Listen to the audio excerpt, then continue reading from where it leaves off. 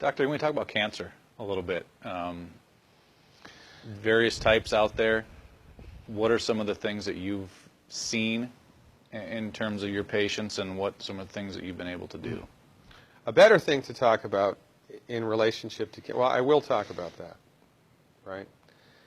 A better thing to talk about, however, is the relationship between profits and cancer in the United States. There was a study that was published, I believe it was in 1994. It was a 12-year program, 12-year study. They looked at adults who had developed cancer as an adult, not childhood cancer, but adult cancer, right? And this is the main types of cancer that we get here in the United States. They did a meta-analysis of these people all around the world who developed cancer as adults for 12 years and were treated with chemo. And they looked at the results. And they published the results in the Journal of Clinical Oncology. And the results? 97% of the time, chemotherapy does not work. 97% of the time, it doesn't work. So why is it still used? It's one reason, and one reason only: money. If you go to a medical doctor, an MD, with a sinus infection, and that doctor prescribes an antibiotic, he gets no financial kickback.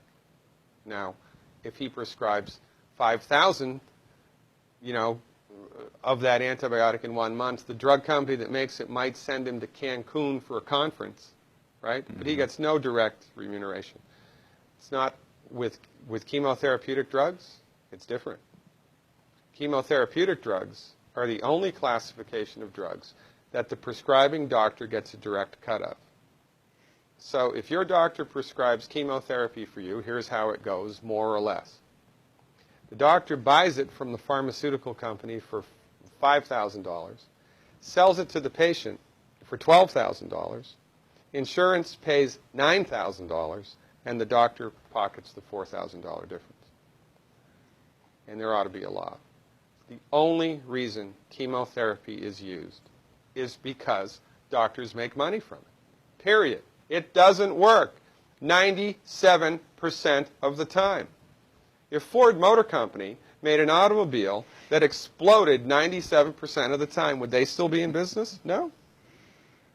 This is the tip of the iceberg of the control that the pharmaceutical industry has on us. Most people have no idea of this at all. Now, I wrote a book. It's called The MD Emperor Has No Clothes, right? In my book, I have a bulleted list of 10 questions that every cancer patient should ask their doctor. 10 questions. I've had patients kicked out, literally, kicked out of the oncologist's office because the doctor was PO'd that the patient was asking him these questions. And these are just common sense questions.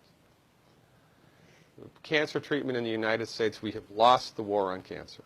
We have lost the war on cancer. Why? Because cancer is not a reductionistic phenomenon. Cancer is a holistic phenomenon.